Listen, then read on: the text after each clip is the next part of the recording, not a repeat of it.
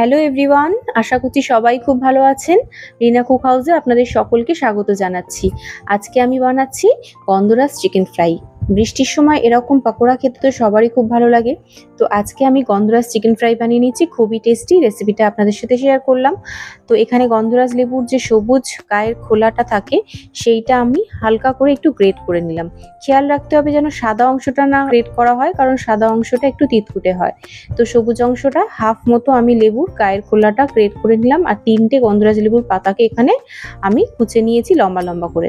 আর এখানে আমি solid piece নিয়েছি চিকেনের, আর নেওয়ার পর চিকেনগুলোকে আমি এইভাবে লম্বা লম্বা স্ট্রাইপের মতন করে কেটে নিয়েছি। চেষ্টা করবেন যতটা পারেন লম্বা রাখার, এতে পকোড়াটা খেতেও ভালো লাগে, দেখতেও ভালো লাগে। আর এবারে লেবুর পাতা আর লেবুর যে গায়ের সবুজ অংশটা গ্রেট করেছিলাম সেটা ওর মধ্যে দিয়ে দিলাম, আর হাফ গন্ধরাজ লেবুর রস এতে দিয়ে দিলাম, আর আদা রসুন বাটার পেস্ট 1 চামচ মতো দিলাম, পরিমাণ মতো নুন দিয়ে দিচ্ছি, আর এখানে কালো মরিচের গুঁড়ো দিলাম 1 চামচ মতো, দিলাম চিলি ফ্লেক্স 1 চামচ মতন দিলাম, চাট মশলা, একটা ডিম ফাটিয়ে এর মধ্যে দিয়ে দিলাম। এবার 1 চামচ কর্নফ্লাওয়ার দেব, আর 2 চামচ দেব এর মধ্যে ময়দা দিয়ে এবার হাতের সাহায্যে এটাকে খুব ভালো করে মিশিয়ে নেব, যেন প্রত্যেকটা উপকরণ চিকেনের সাথে খুব ভালোভাবে মিশিয়ে যায়। সেইভাবে হাতের সাহায্যে ভালো করে মিশিয়ে নিচ্ছি। মেশানো হয়ে গেলে এটাকে আমি আধ ঘন্টা মতো একটু রেস্টে রেখে দিয়েছিলাম ম্যারিনেট করে।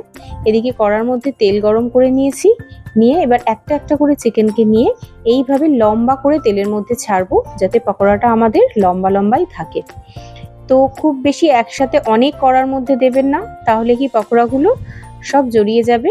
আমরা চেষ্টা করব যতটা পারবো পকোড়াটা লম্বা লম্বা করেই ভাজার, তাই একটু অল্প অল্প করে দিয়ে এটা ভাজবো।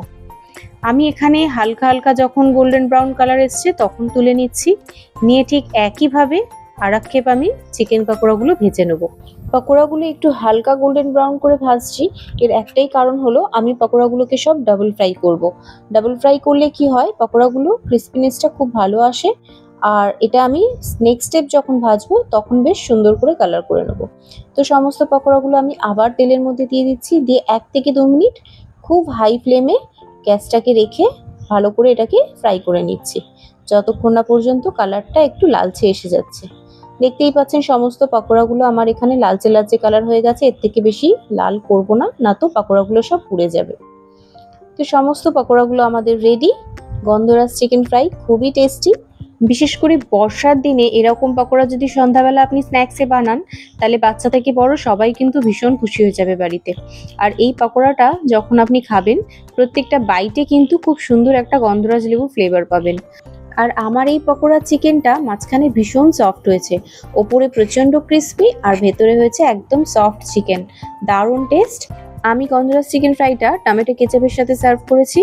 আপনারা একবার হলেও বাড়িতে এই রেসিপিটা ট্রাই করে দেখতে পারেন। আপনাদেরও আশা করছি ভীষণ পছন্দ হবে আর খুব ভালো লাগবে।